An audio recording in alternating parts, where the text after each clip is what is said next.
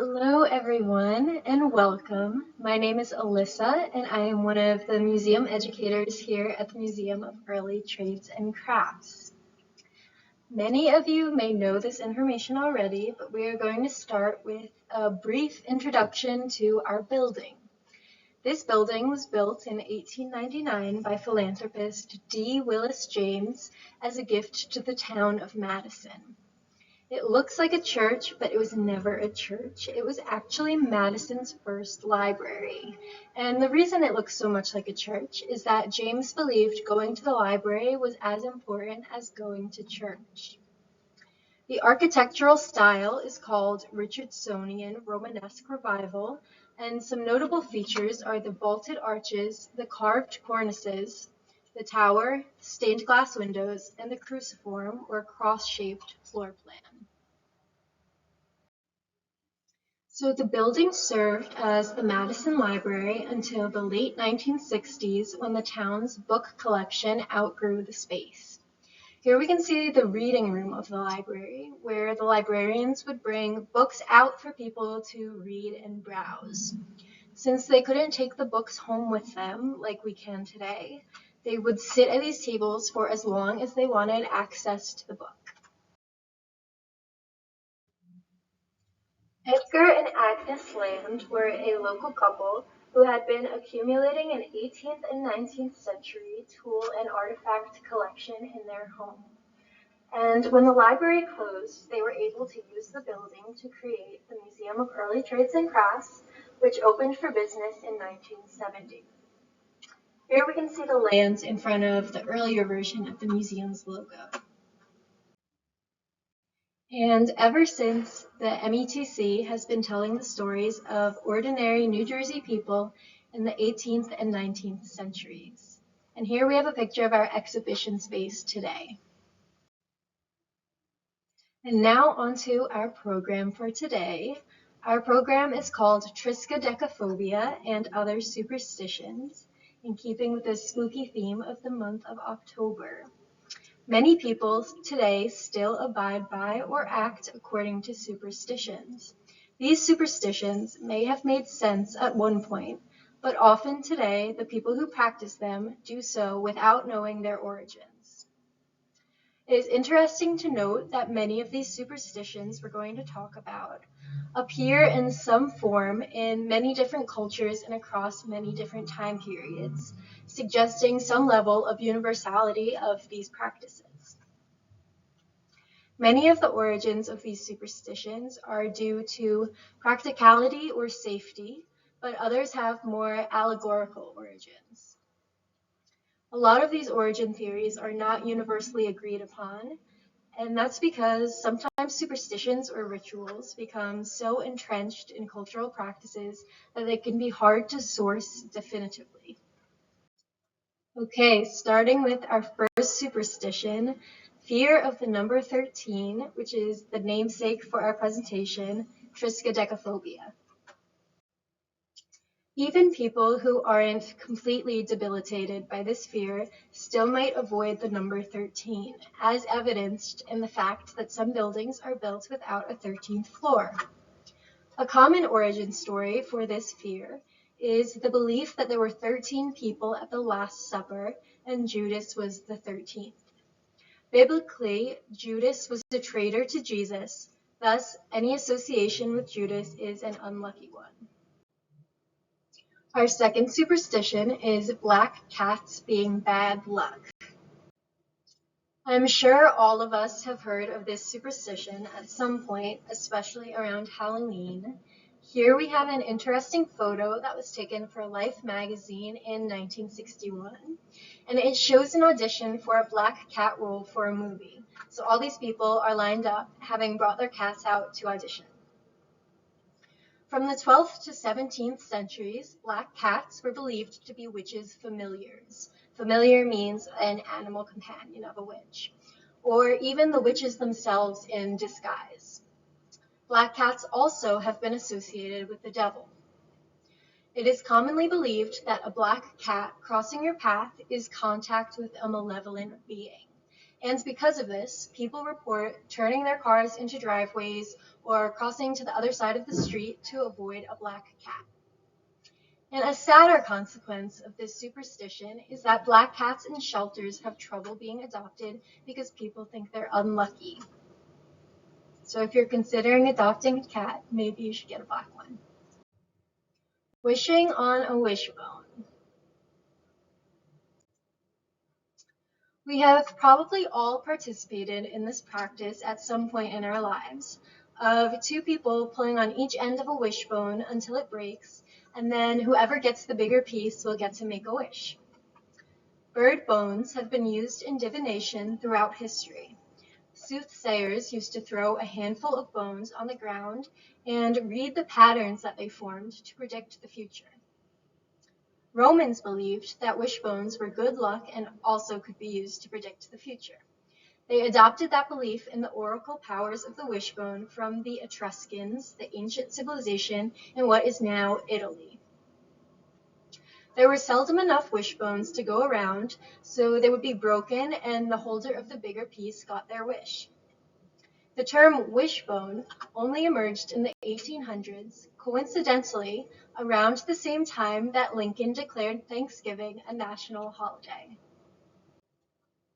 Okay, breaking a mirror equals 7 years of bad luck. There was an ancient Greek practice of divination for sick people, in which a person would look at their reflection in a mirror that has been dipped into water. If the image appeared distorted or the reflection looked ill, that meant they were going to die. But if the image looked intact or healthy, that meant they would live. Some cultures believe breaking a mirror breaks the soul of the breaker, and ancient Romans believed your life was renewed every 7 years. So if you broke a mirror, and thus your soul, that leads to 7 years of bad luck until your soul is renewed. Some cultures, including 18th century US, cover mirrors after a death in the family, which either prevents the soul from getting trapped in the mirror on its way out of this world, or prevents evil spirits from looking in on the family in a time of vulnerability. Knocking on wood for good luck or to fend off something bad. For example, someone might say, "All my kids are healthy, knock on wood," trying to preserve something that is going well.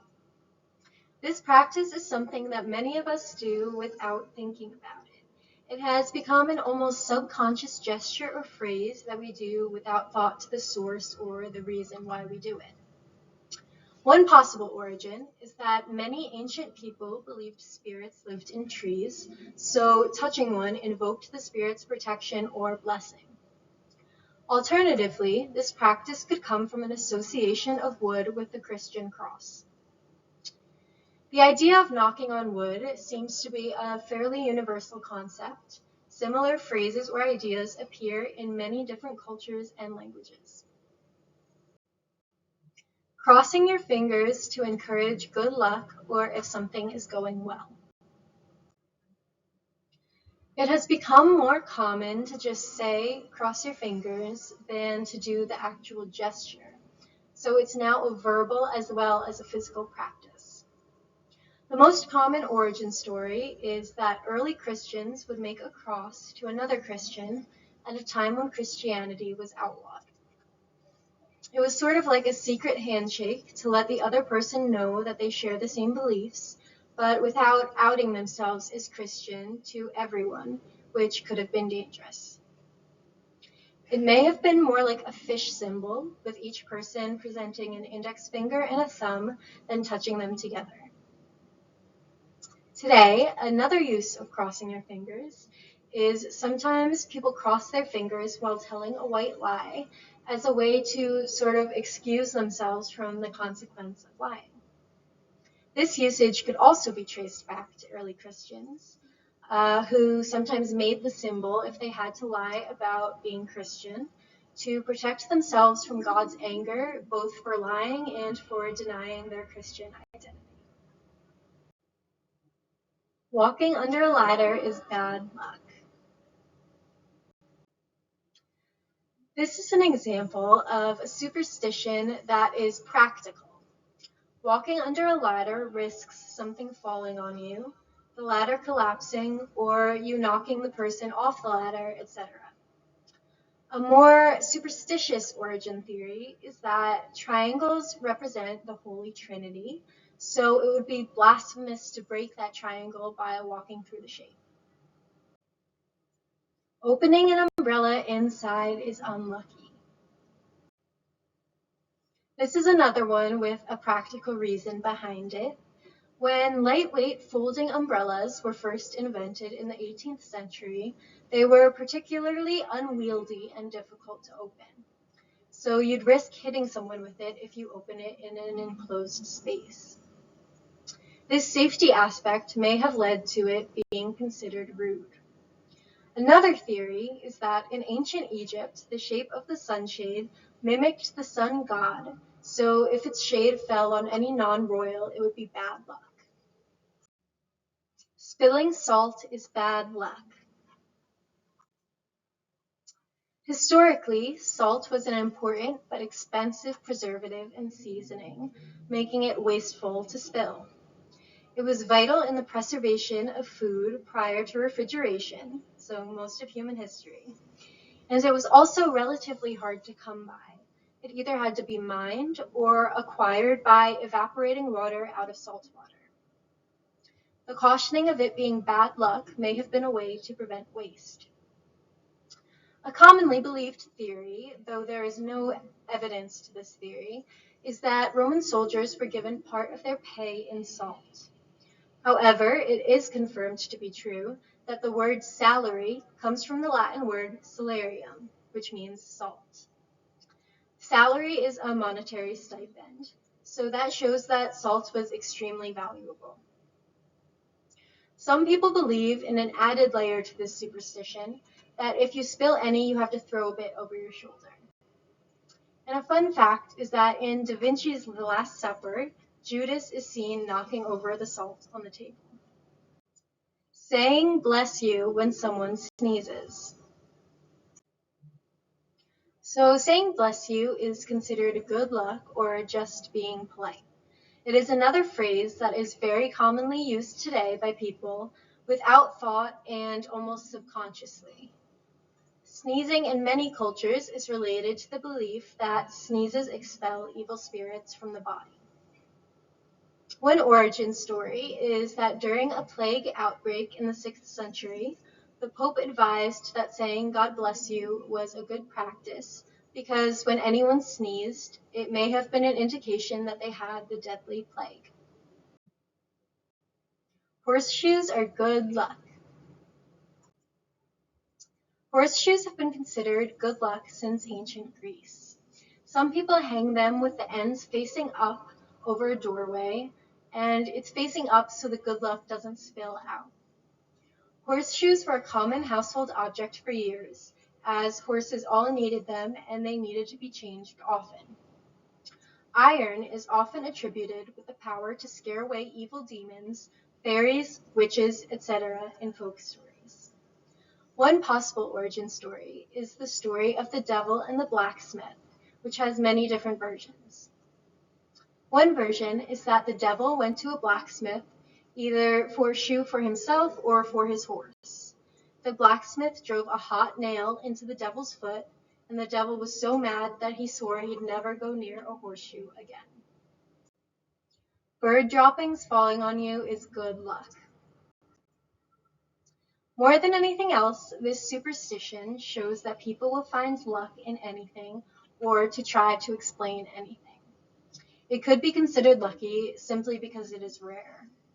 Or it could be an attempt to make someone feel less bad about an unpleasant thing happening or to justify it. Throwing coins in a fountain for good luck or to make a wish. This practice is attributed to the ancient Romans among many other cultures. It could be an offering to the water gods or because water is vital to life. Most of us have probably participated in this tradition at least a few times. And if you look in any fountain, you will see proof of how popular this superstition still is today. This photo is a still from a 1954 movie called Three Coins in the Fountain. Making a wish on birthday candles. Burning candles in general was a common tribute to gods in ancient Greece, and that may relate to the idea of smoke carrying prayers to heaven. This superstition is another thing we still do regularly, just as a cultural practice, not so much a superstition today, without thought to the ancient origins, although we do it for essentially the same purpose. Candles on birthday cakes specifically originated in 18th century Germany. This one is a little less well known, the belief that if three soldiers light their cigarettes from the same match, then one of them will be shot and killed. Some people claim this superstition may have existed as early as the Crimean War in the 1850s, but the generally accepted belief is that it came to prominence after World War I. It could be based in logic. By the third flash of fire, if three people are lighting three cigarettes, then a sniper would have time to find them and shoot. Some people claim the match tycoon, Ivar Kruger, made up the superstition to increase business because people would use more matches rather than sharing. And he probably didn't create the superstition, but he definitely popularized it. This could also relate to the idea that either good things or bad things come in sets of three. Carrying a bride over the threshold. Carrying the bride over the threshold is believed to prevent bad luck or to start a marriage with good luck. And this is a practice with some darker possible origins. It could be symbolic that the bride is reluctant to leave her parents and the groom is taking her. Or it could symbolize the idea of ownership over women. It is a transfer of ownership from her father to her husband, so her husband is carrying her in. It could also relate to the idea of protecting her from demons or evil spirits that might be lurking inside the house. And finally, we have fear of Friday the 13th. So if fear of 13, the number, is called Triskaidekaphobia, then fear of Friday the 13th is called Triskaidekaphobia. Friday being considered an unlucky day may come from the idea of Jesus being crucified on a Friday. This particular superstition is an example of confirmation bias. Many people look for evidence to confirm this superstition. So if anything bad happens on Friday the 13th, that would reaffirm the superstition, while all bad things that didn't happen that day or that happen on any other day are ignored. Thank you all for watching. I hope you enjoyed this discussion of superstitions and their origins. Have a good rest of your October and happy Halloween.